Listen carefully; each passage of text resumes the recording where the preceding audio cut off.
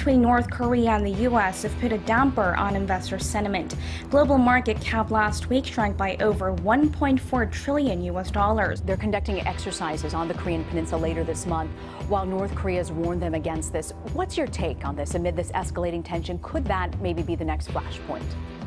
So I think North Korea is trying to intimidate the U.S. and its allies.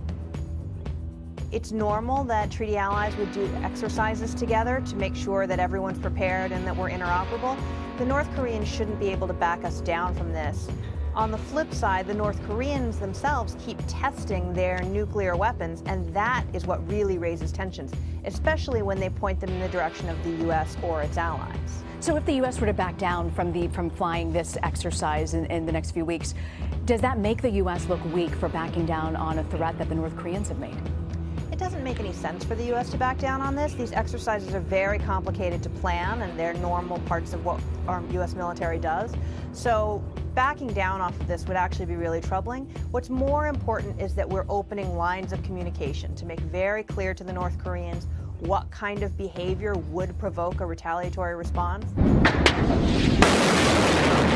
President Trump and Chinese President Xi Jinping reiterated their mutual commitment to denuclearize the Korean Peninsula in a phone call on Friday. Meanwhile, Japan has begun to bring in a missile defense system.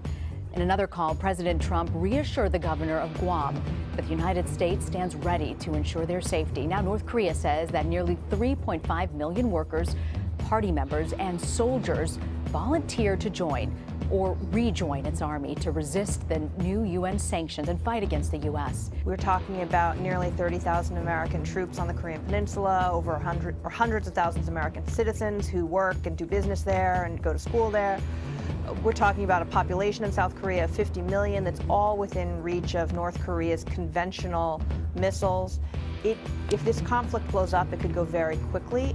Stepping outside his Bedminster club after meeting with his top diplomatic and national security team Friday evening, the president took questions for a fourth time in just 2 days, often focused on stepped-up tensions with North Korea's Kim Jong-un.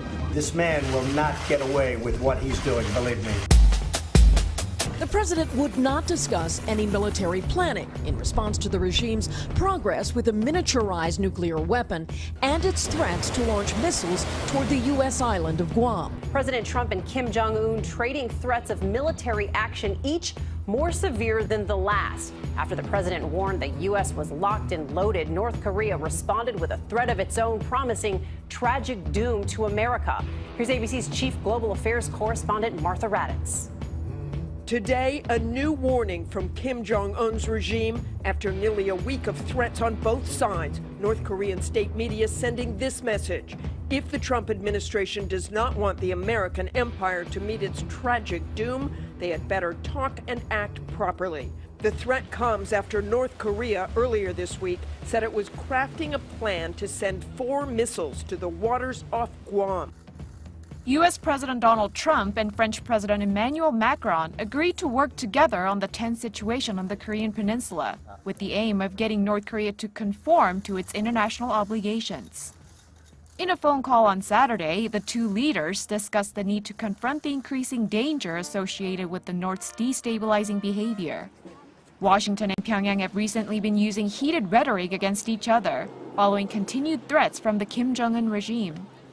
And its latest message clearly a response to President Trump's string of warnings, from his Friday tweet saying the U.S. military is locked and loaded to his latest. And if anything happens to Guam, there's going to be big, big trouble in North Korea. But should conflict break out, it's the citizens here of South Korea who could pay the steepest price. There are also 14,000 tubes of artillery which could rain down on South Korea's capital of Seoul if they intended to do that, with over 26 million people caught in the crosshairs. The North so reclusive that these leaflets with messages are launched into North Korea from the South. Lee Min-bok says he defected to the South after reading one, and now delivers his own. After reading the leaflet, I just knew that the North regime was all false, so I decided to flee to the South. What do you think it's like for the people who are still in the North today? I just have to say one word. It is slavery, mentally and physically. What you can see from this observation point is really just propaganda. Across the river, North Korea, you can see some apartment buildings, some other structures, but if you look through those observation glasses, you can see they're all fake.